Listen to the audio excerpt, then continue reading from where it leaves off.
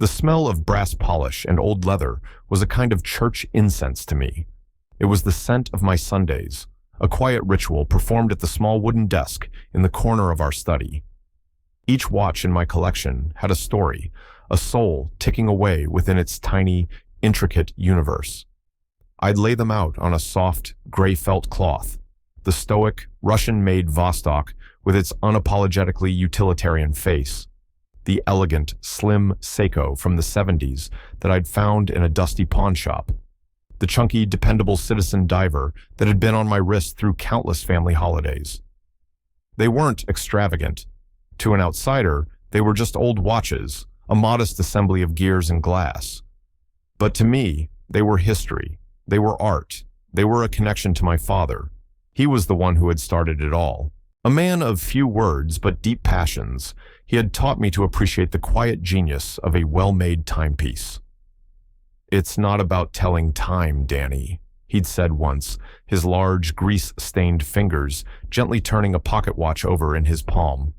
"It's about appreciating the time it took to make something this perfect.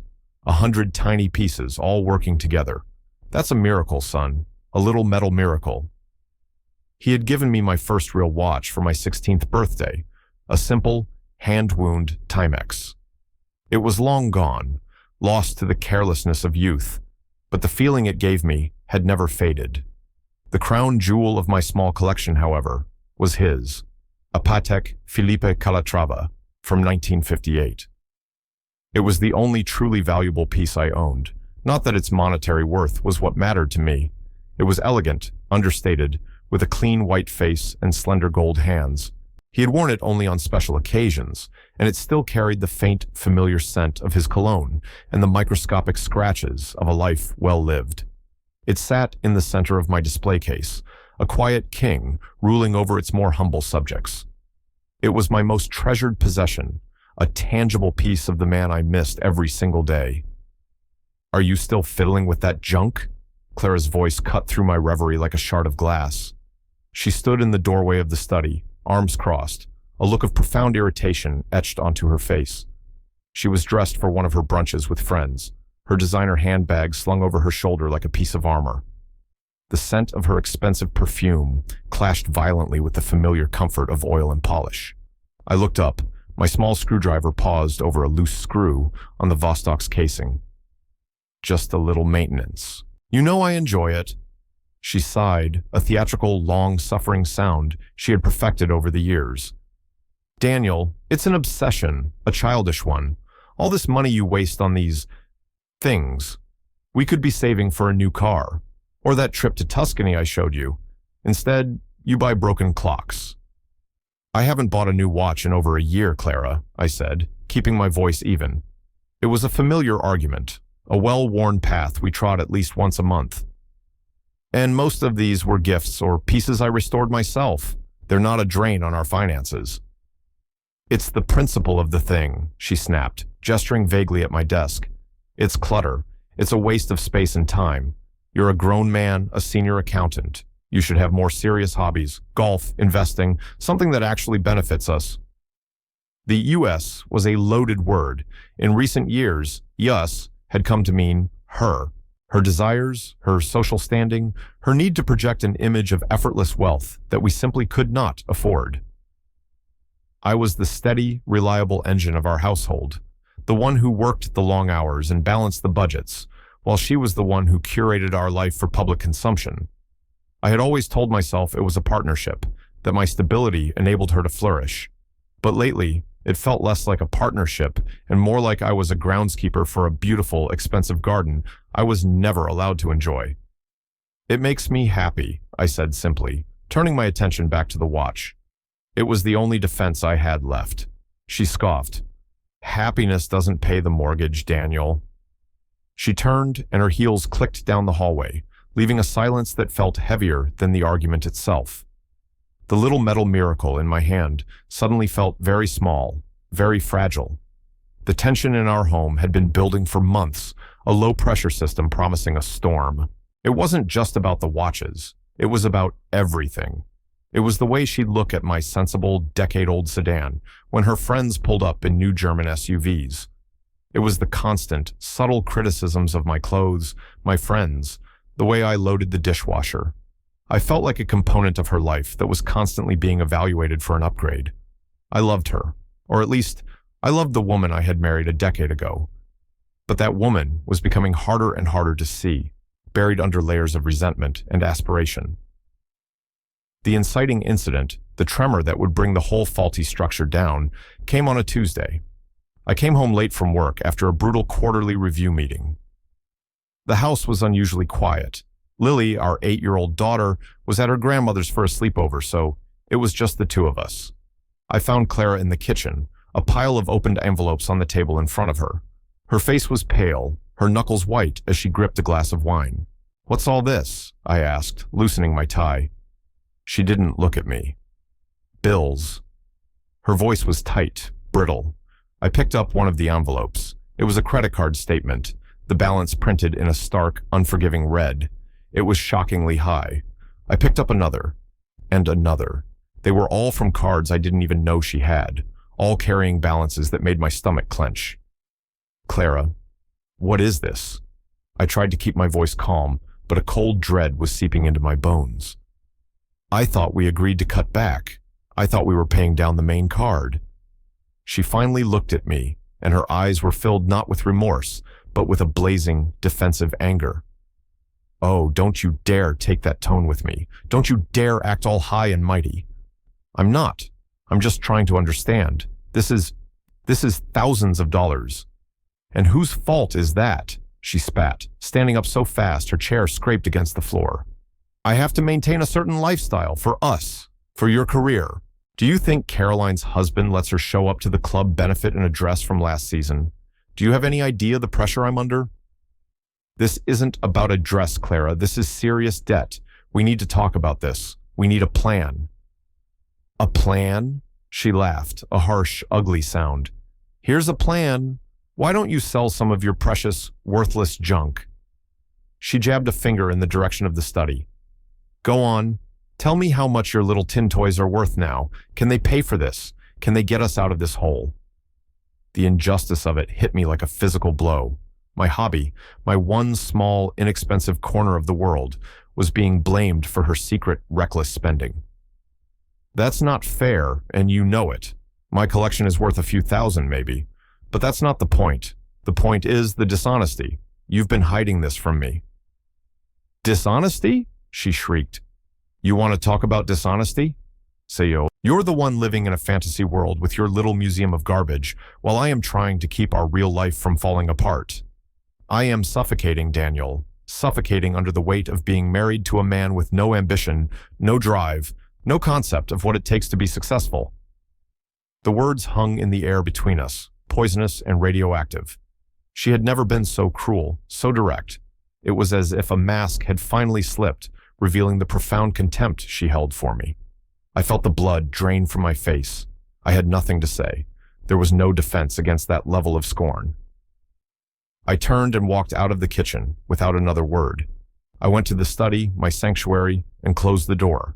I sat at my desk and looked at the watches, their faces impassive, their hands marching steadily onward, oblivious to the fact that my own world had just ground to a halt.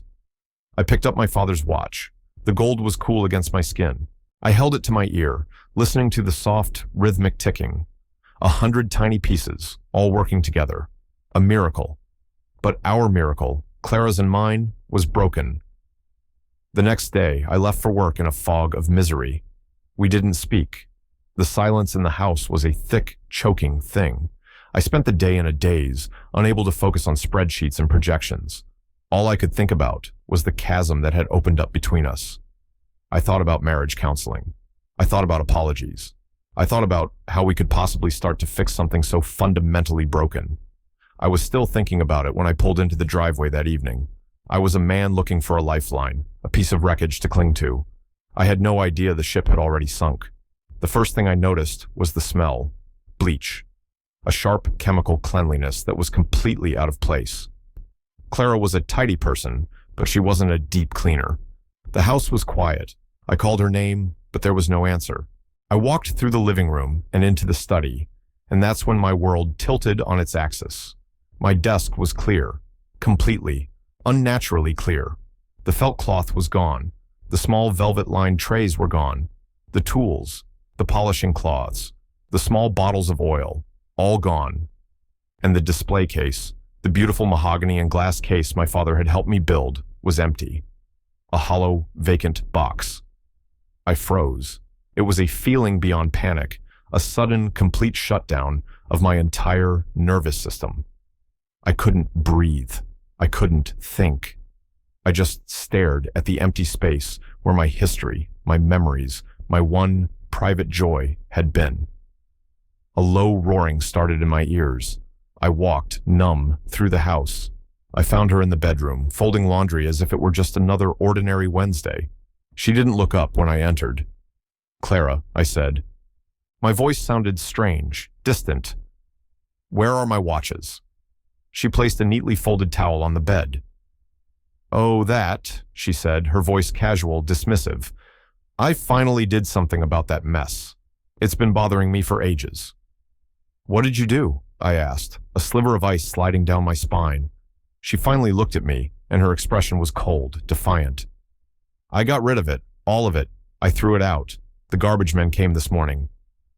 The words didn't compute at first. They were just sounds. Threw it out. Garbage men.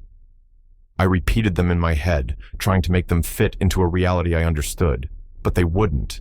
It was impossible. She couldn't have. "You what?" I whispered. "I threw it away," she said again, her voice harder this time, as if I were a child who wasn't listening.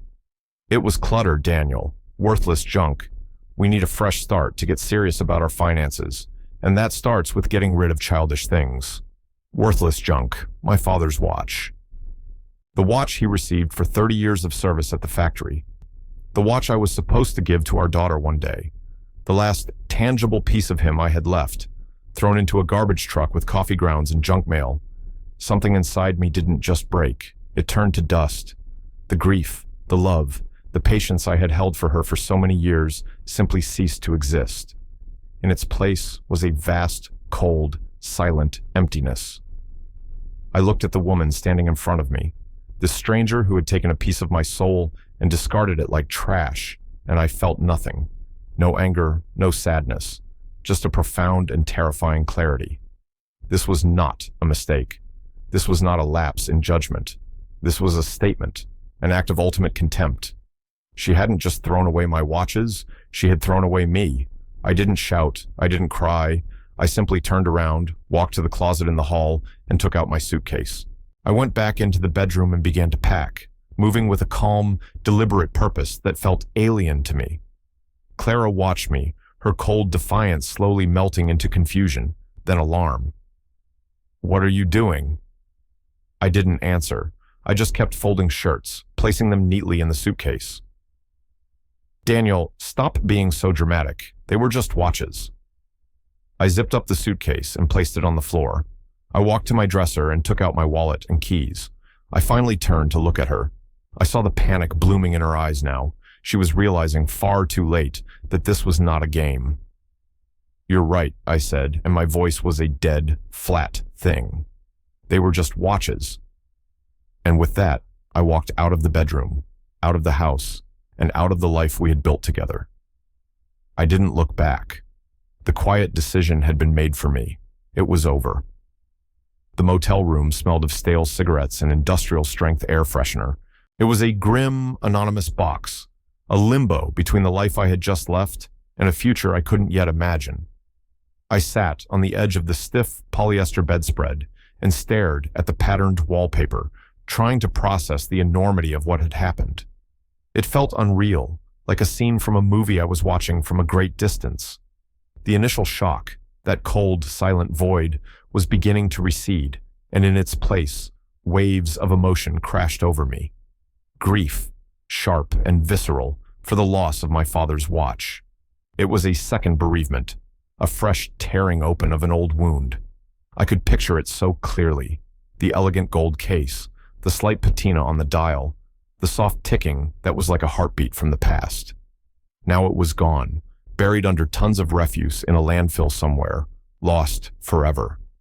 The thought was a physical pain in my chest. Then came the anger, a hot, roaring rage that was completely foreign to my nature. I was a calm man, a patient man. I was the one who smoothed things over, who sought compromise. But there was no compromise for this. This was a violation. It was a calculated act of cruelty designed to hurt me in the most profound way she could. She hadn't just thrown away objects, she had thrown away sentiment, history, and love. She had taken aim at the very core of who I was and pulled the trigger. As I sat there in the humming silence of the motel room, the last 24 hours began to connect with the last 10 years. It was like a faulty string of Christmas lights. For years, one or two bulbs had been flickering, and I just ignored them, jiggled the wires, hoped for the best. But now, the entire string had shorted out, and in the sudden darkness, I could finally see the frayed wires, the cracked casings, the truth of the decay that had been there all along. I thought about the little lies, the constant evasions about money. I remembered a vacation she'd booked a few years ago, a lavish resort she'd claimed she got for a steal through a friend. I'd had my doubts, but I'd let them go because I wanted her to be happy. I thought about the designer clothes that always seemed to appear in her closet, dismissed with a breezy, "Oh, it was on a massive sale." I remembered the times I had tried to sit down with her to review our finances and how she had always become defensive or bored, accusing me of being a killjoy, of trying to control her. Each memory was a piece of a puzzle I had refused to solve. I had seen the warning signs, but I had explained them away. I had told myself it was just Clara being Clara. I had chosen to believe in the marriage we were supposed to have, not the one we actually had. Her contempt for my hobby wasn't new. It had always been there, a low hum of disapproval in the background of our lives. I saw now that she didn't just dislike my watches, she resented them. They represented a part of me that she couldn't control or understand, a quiet, self-contained world where her values of status and consumption held no currency. By destroying them, she had been trying to destroy that part of me. The rage began to cool, replaced by a chilling realization. This wasn't just about disrespect. It was about something far more sinister. The fight about the credit card bills, her desperation, her explosive anger. And then this scorched earth act of destruction. It wasn't a tantrum. It was a diversion. It was the desperate act of a cornered animal. A new, terrible thought began to form in my mind. What if the debt I saw on the table was just the tip of the iceberg? What if her financial situation was so catastrophic that she needed a scapegoat, a villain to blame for the coming collapse? She had tried to make me, and my worthless junk, that villain. Driven by a sudden, urgent need to know, I opened my laptop. The motel's Wi-Fi was painfully slow, but I managed to log into our joint bank account. Everything looked normal, drained by the end of the month as usual, but no massive, unexplained withdrawals. That was the account I managed, the one I saw. But what about the ones I didn't? I thought about the credit card statements on the table.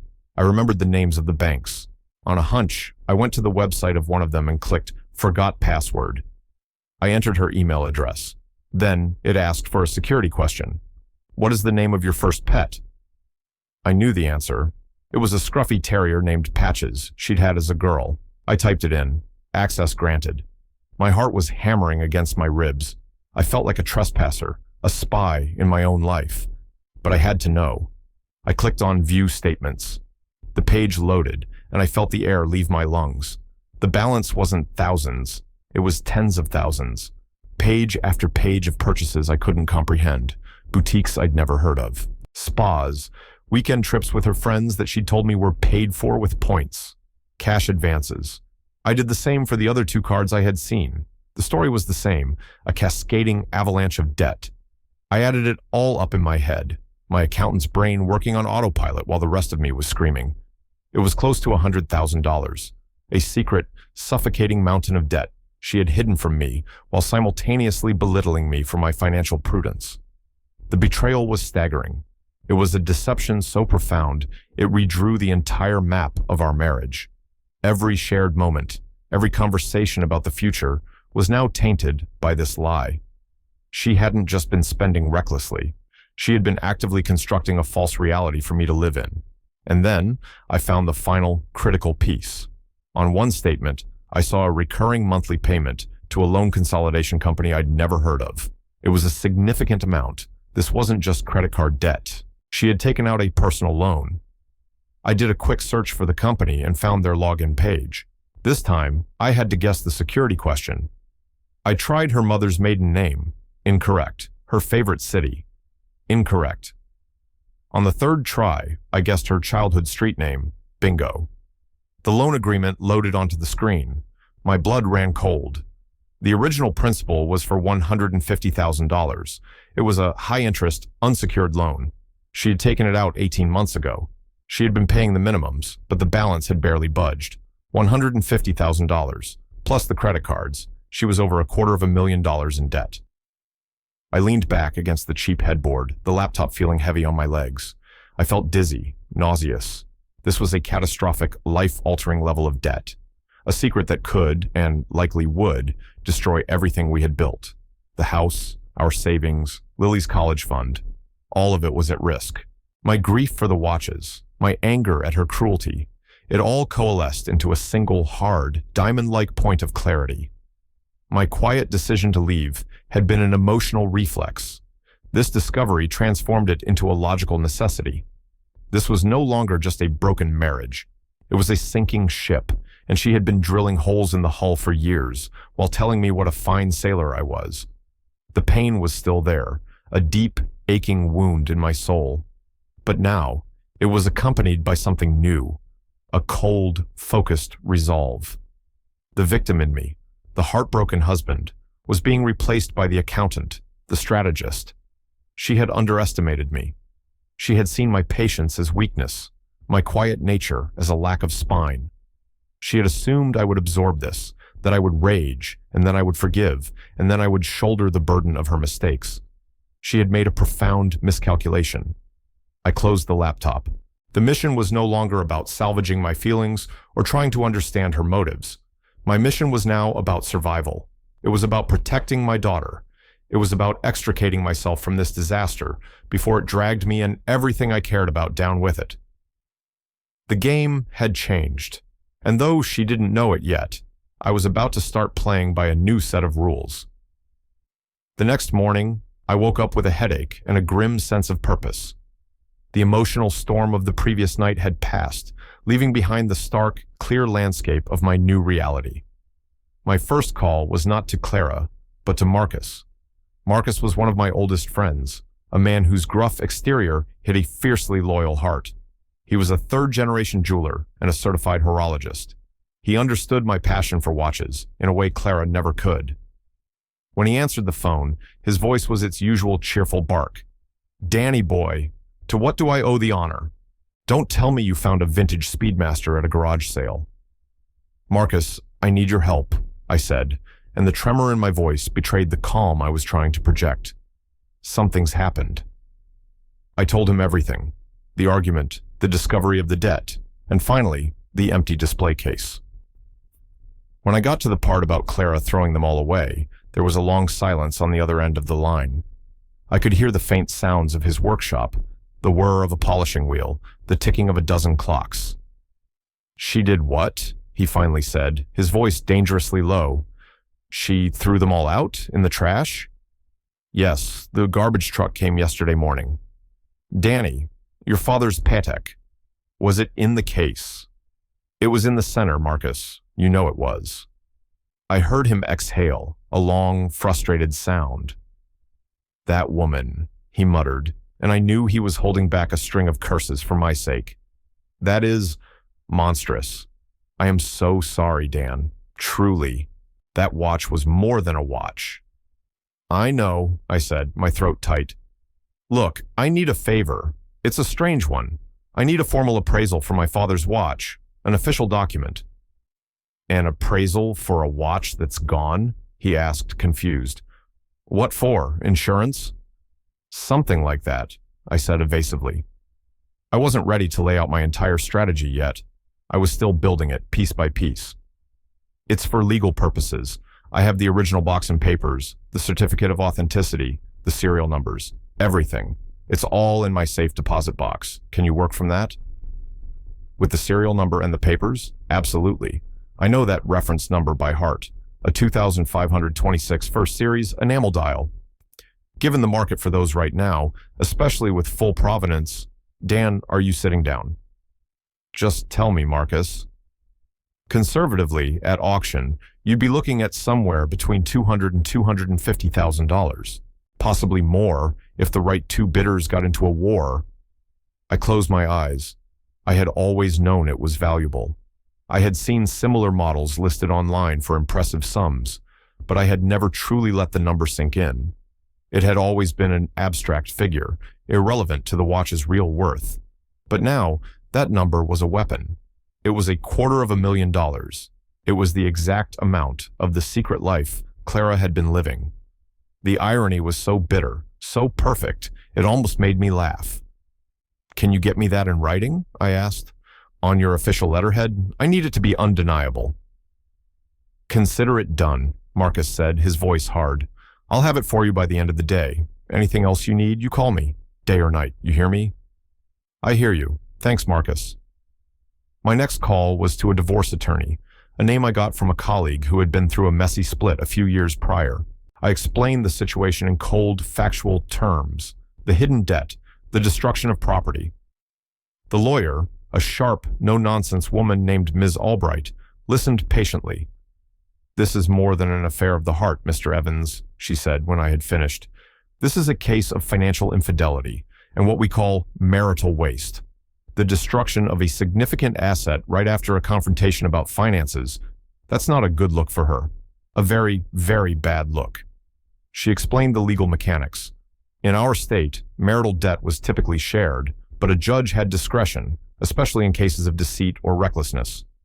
Clara's secret loans and her deliberate destruction of an asset of that value would give me a powerful position in any settlement negotiation. Get all the documentation you can, she advised. Print every statement, get that appraisal, and whatever you do, do not confront her. Not yet. Let her think you're just licking your wounds. The more comfortable and overconfident she is, the better for us. Her advice solidified my resolve. I spent the rest of the day gathering my power. I went to the bank and accessed my safe deposit box, retrieving the precious folder containing the Patek's entire history. I made copies of everything. I went to a print shop and printed out every single page of Clara's secret credit card and loan statements. The stack of paper was nearly 2 inches thick, a damning testament to her betrayal. Late in the afternoon, I met Marcus at his shop. He handed me a crisp, embossed envelope.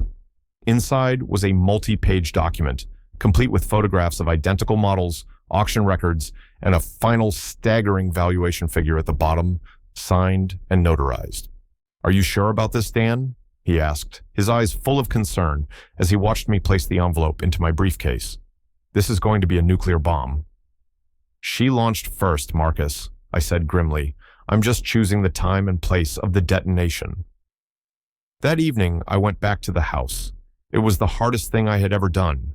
Walking through that front door felt like a betrayal of the decision I had made, but I knew Ms. Albright was right. I had to maintain the element of surprise. Clara was in the living room, a pretense of concern on her face. Daniel, oh, thank God. I was so worried. I called you a dozen times. I checked my phone. It was true. I had silenced it and forgotten about it. I needed some time to think, I said, my voice flat and devoid of emotion. I couldn't look at her. I know you're angry, she said, approaching me cautiously. And I am so sorry. I wasn't thinking. I was just so stressed about the money and I lashed out. It was a horrible, stupid thing to do. Can you forgive me? Her apology was as hollow as a chocolate Easter bunny. It was all about her stress, her lashing out. There was no acknowledgement of my pain, of what she had taken from me. She saw the watches as the issue, not her actions. I didn't answer her question. I just walked past her towards the guest room. I think I'll sleep in here for a while, I said. I need some space. Her face fell. This wasn't the reaction she had expected. She had anticipated a fight, yelling, maybe some tears. Then the inevitable reconciliation, with me cast as the magnanimous, forgiving husband. My cold, quiet withdrawal was something she didn't know how to handle. Okay, she said, her voice small. Okay, Daniel, whatever you need. The days that followed were a surreal exercise in psychological warfare. I lived in the house like a ghost, a polite, distant roommate. I went to work. I ate the meals she cooked in silence. I helped Lily with her homework. But I was emotionally gone. I kept the door to my new life, the one being built by Ms. Albright, firmly closed. Clara, meanwhile, swung between frantic attempts at affection and bouts of sullen anger at my refusal to get over it. She couldn't understand why this one act was so unforgivable. In her mind, she had apologized. The matter should be closed. Her lack of empathy, her complete inability to grasp the magnitude of what she had done, only reinforced the correctness of my path. She was also growing more and more agitated about the finances. The calls started coming. First, polite reminders from the credit card companies. Then, more insistent calls from the loan agency. She would take them in hushed, panicked tones in the other room, thinking I couldn't hear. She had no idea I knew every single detail. She was trapped, the walls of her secret life closing in, and she still believed I was her only way out. She still thought I was the safety net. She had no idea I was the one holding the scissors. The stage was being set. All I had to do was wait for her to write the first line of the final act. The breaking point arrived a week later, on a Saturday morning. I was in the kitchen making coffee when Clara came in, her face ashen. She was holding another letter, this one with a bold red "Final Notice" stamped on the envelope. "Daniel, we need to talk," she said, her voice trembling. It's worse than I said." I leaned against the counter, sipping my coffee, feigning a weary disinterest. "Oh? It's not just the cards. There's another loan, a big one." She finally confessed, the words tumbling out in a rush of self-pity and fear. She painted a picture of herself as a victim, pressured by society, making a few foolish mistakes that had spiraled out of control. She cried. She told me how ashamed she was, how she had only kept it from me because she didn't want to disappoint me. It was a masterful performance. A year ago, it would have worked. "How much?" I asked, my voice cold. She flinched at my tone. She hesitated, then mumbled a number that was about half of the true total. Even now, cornered and desperate, she was still lying. "We're going to lose the house, Daniel," she sobbed. "They're going to take everything."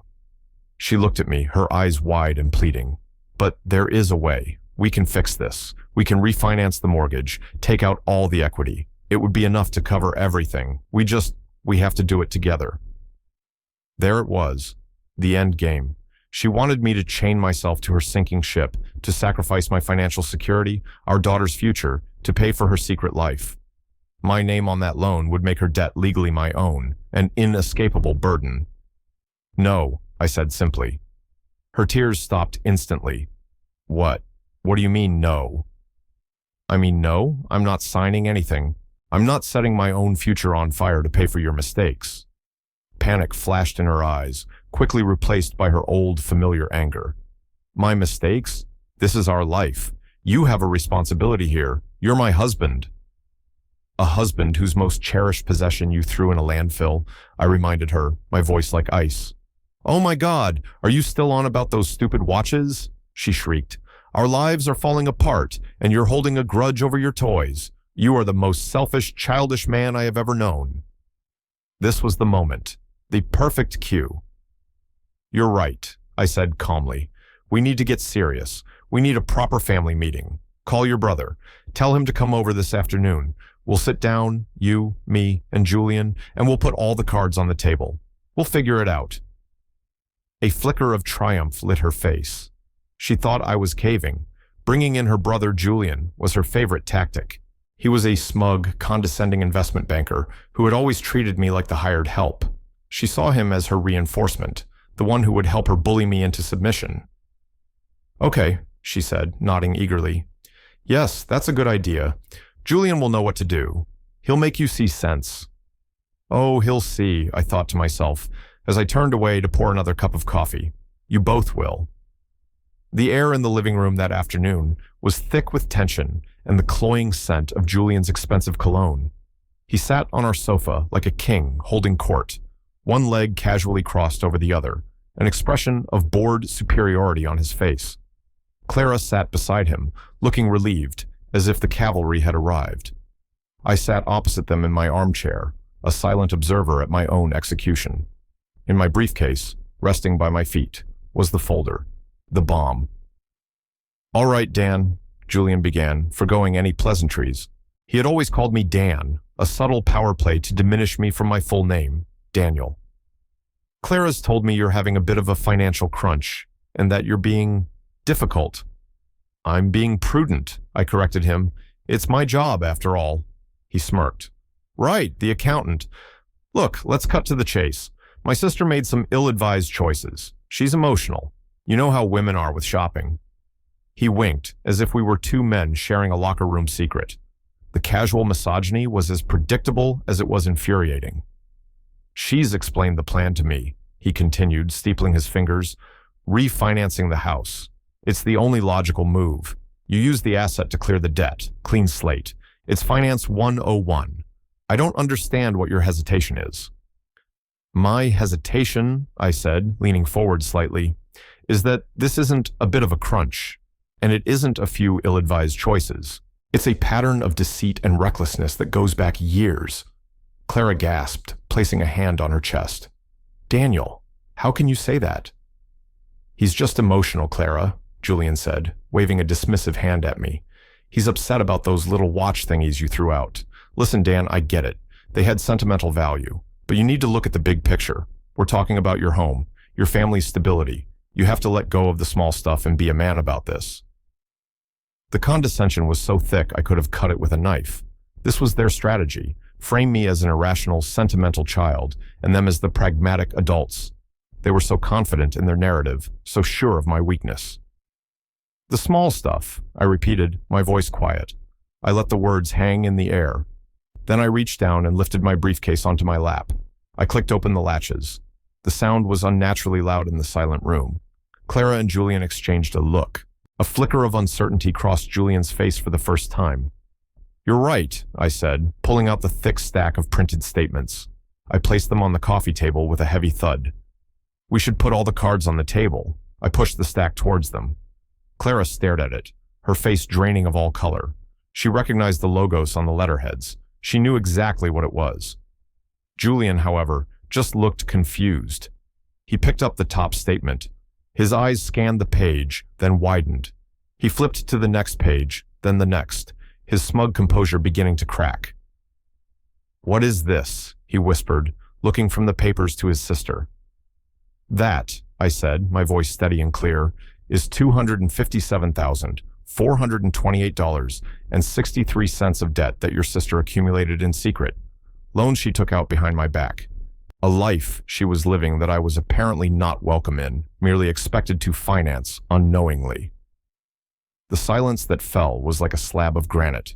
It was absolute, suffocating. Julian stared at Clara, his mouth slightly agape. For the first time, he seemed to be seeing her not as his victimized little sister, but as a liability. Clara refused to look at either of us. She just stared at the mountain of paper on the table, her entire fraudulent world exposed. "You see, Julian," I continued, my voice calm and methodical, "my hesitation isn't about being emotional. It's about not wanting to be legally bound to a $250,000 debt that was hidden from me. It's about not wanting to lose my home because of lies. That seems pretty logical to me. Finance 101, you might say." Julian dropped the papers back on the table as if they were contaminated. He was speechless. The script he had walked in with was useless now.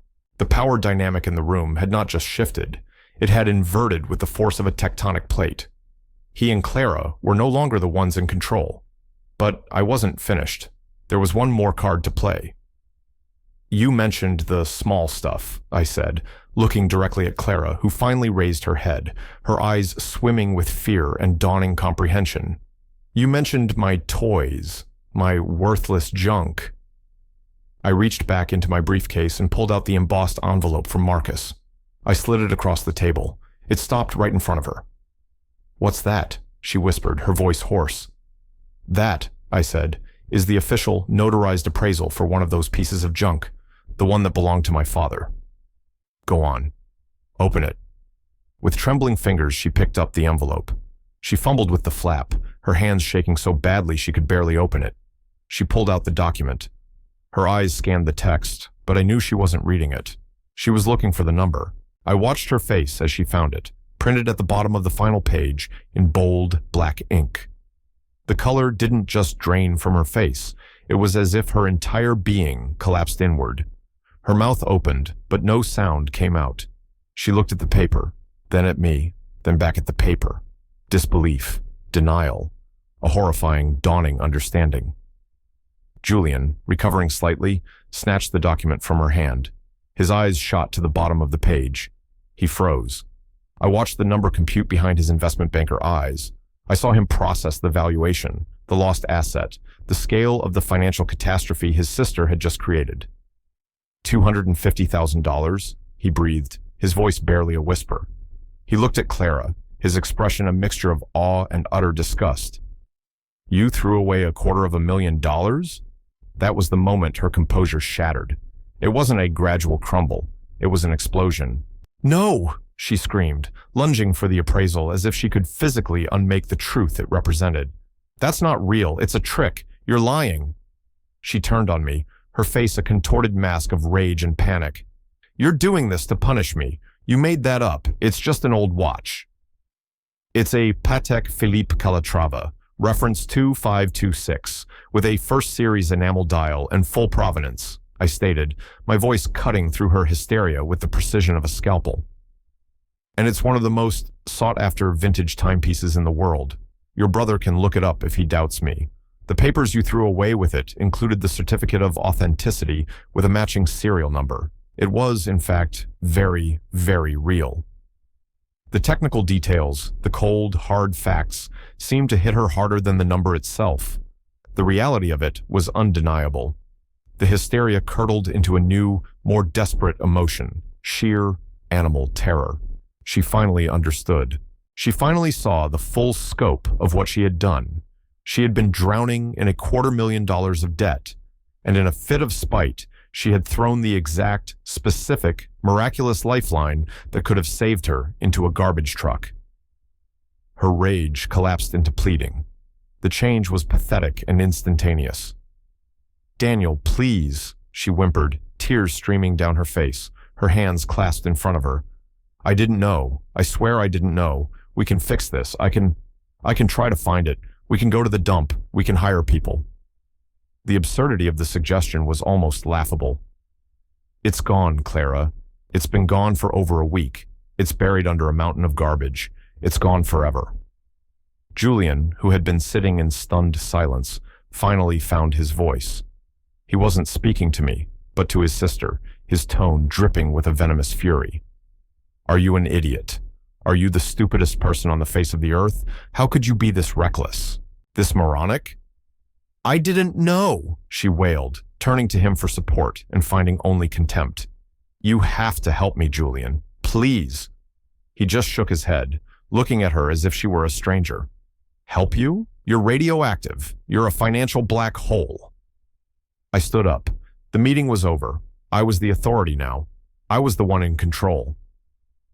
This conversation is finished, I said, my voice resonating with a finality that silenced them both. Clara, you created this debt through your lies, and you single-handedly destroyed the one asset that could have solved it. The irony is breathtaking, really. I looked at her, this crying, broken woman on my sofa, and I felt a flicker of pity, but it was quickly extinguished by the memory of her cold, defiant face when she told me she had thrown my soul in the trash. I've spoken to a lawyer, Clara, I said, delivering the final, decisive blow. I'm filing for divorce, and in the proceedings, I will be making a claim for marital waste. The full value of the asset you destroyed will be considered part of the financial settlement. This debt, I gestured to the pile of papers on the table, is yours, and the value of the watch you threw away, well, you're on the hook for my half of that too. Her head snapped up, her eyes wide with horror. The full weight of the consequences was finally crashing down on her. Not only would she get no help from me, but she would owe me more money on top of everything else. It was a checkmate from which there was no escape. Her pleading devolved into incoherent sobs. It was a complete and total meltdown. Julian just sat there, pale and slack-jawed, looking at the ruin of his sister, and likely calculating how to distance himself from the fallout. I think it's time for you both to leave, I said quietly. Julian stood up quickly, eager to escape the blast radius. He pulled a weeping Clara to her feet. She tried to speak to me again, to make one last, desperate appeal, but the words were lost in her crying.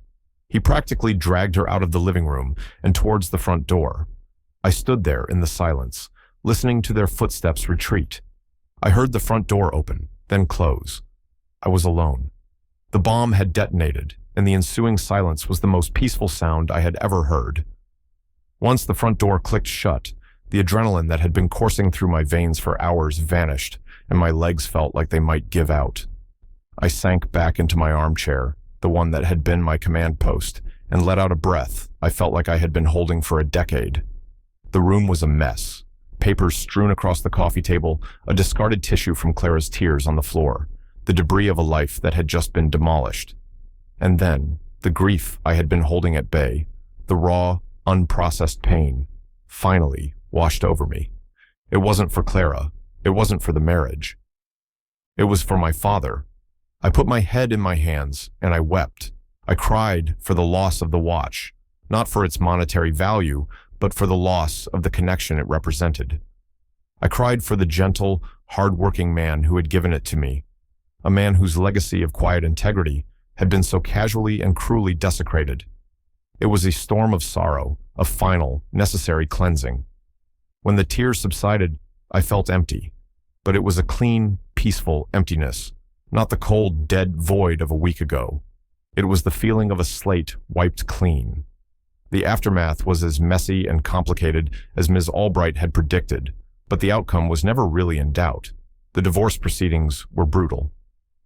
Clara, on the advice of a desperate, low-rent lawyer, tried to fight everything. She claimed I had hidden the watch's value from her, that I was emotionally abusive, that the debt was a shared marital responsibility. But the evidence was irrefutable. The mountain of secret statements, the timeline of her loan applications, and the damning proximity of our argument about money to her destruction of the watch, it all painted a clear and undeniable picture for the judge. Julian, terrified of being implicated in her financial fraud, refused to testify on her behalf, leaving her completely isolated. The final judgment was a resounding victory for me. The judge ruled that the entirety of the secret debt was Clara's sole responsibility. Furthermore, he accepted the appraisal of the Patek Philippe as a conservative valuation and declared its destruction an act of gross and willful marital waste. She was ordered to pay me half of its appraised value, $125,000, as part of the divorce settlement. The consequences for Clara were swift and catastrophic. Faced with a mountain of debt and a new judgment against her, she was forced into bankruptcy. The court ordered the sale of the house to pay off creditors, including me. She had to sell her car, her designer clothes, her jewelry. All the trappings of the life she had valued so highly were liquidated to pay for her lies. She moved into a small, rented apartment in a less desirable part of town, a world away from the country club brunches and Tuscan vacation dreams. Her friends, the ones for whom she had curated her entire existence, vanished as soon as the scandal became public. Her social standing, the thing for which she had sacrificed her integrity and her marriage, proved to be as hollow and fragile as she was. She was left with nothing but the consequences of her own actions. About a month after the divorce was finalized, I received a phone call from a blocked number. I almost didn't answer, but something told me I should. It was Clara. Her voice was barely recognizable, stripped of all its former confidence and arrogance. It was thin, reedy, and broken. "Daniel," she said, "it's me." "I know," I said. She was quiet for a moment. I could hear the sound of traffic in the background. I just wanted to say, "I'm sorry," she said, the words sounding foreign and clumsy on her tongue. I was wrong about everything. It was the apology I had deserved a long time ago, but hearing it now, I felt nothing. It was too late. The words were meaningless, offered up from the depths of her own ruin, not from a place of genuine remorse for the pain she had caused me. It was the apology of a defeated enemy, not a repentant partner. "I know you are," I said, my voice calm and final. I didn't say, "I forgive you," because I wasn't sure if I did. Forgiveness felt like a transaction, and I was done with transactions. All I wanted was peace. Is there any chance? She started, her voice trailing off. But I knew the question she was asking. A chance to undo it all. A chance to go back. No, Clara, I said, gently but firmly. There isn't. That life is over. Goodbye. I ended the call before she could reply. I blocked the number. I leaned back in my chair and looked around my new apartment. It was smaller than the house, simpler, but every single thing in it was mine, bought and paid for with honesty and hard work. The door to my past was now closed and locked for good. 6 months passed. Life settled into a new, quieter rhythm. Lily and I found our footing as a family of two. We spent our weekends at the park, at museums, building a new life on a foundation of honesty and mutual respect. I sold the big family house and used the proceeds, along with the settlement money from Clara, to buy our small, sunny apartment and set up a rock-solid college fund for Lily. For the first time in years, I felt financially secure. I felt free. One Saturday afternoon, I found myself walking past a small, unassuming antique shop. In the window, nestled amongst dusty silverware and old books, was a display of vintage watches. Nothing fancy. A few old Bulovas, a Hamilton, a Boxy Gruen from the 50s. My heart gave a familiar little flutter. I had thought that part of me was gone, destroyed in the fire of Clara's betrayal. But it wasn't. It was just dormant. I went inside. The shop smelled of old paper and wood polish, a scent that felt like coming home. I spent an hour talking to the elderly owner, a man with a loop permanently attached to his spectacles. I didn't buy anything expensive. I settled on a simple, elegant Tissot from the 1960s. It had a clean silver dial and a gentle, steady tick. It cost me less than $100. Back in my apartment, I sat at my new, smaller desk. I laid out a fresh felt cloth. I took out my old tools, which I had replaced piece by piece. I carefully opened the back of the Tissot and looked at the movement inside. It was a beautiful, honest little machine. 100 tiny pieces, all working together. A small, metal miracle. I realized then that Clara had never understood. She thought my collection was about money, about status. She thought that by throwing away the most valuable piece, she was destroying the heart of it. But she was wrong. The value was never the point. It was about the appreciation. It was about the connection to a past built on integrity and craftsmanship. It was about the love of the thing itself. My father's watch was gone, and that was a tragedy I would always carry. But his legacy wasn't in that watch. His legacy was in me. It was in my hands as I cleaned the Tissot. It was in the patience and focus he taught me. It was in the quiet dignity with which I had fought for myself and my daughter.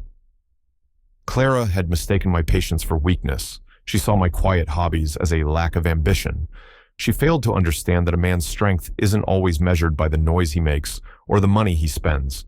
Sometimes, strength is the quiet, steady ticking of a heart that knows its own worth, a worth that has nothing to do with a price tag. She had tried to throw away a part of me, but she had only succeeded in throwing away herself. I had lost a collection, but I had gained my freedom, my self-respect, and a peaceful future with my daughter. And that was a trade I would make again in a heartbeat. The little Tissot ticked steadily on my wrist, not keeping time, but marking the beginning of a new one.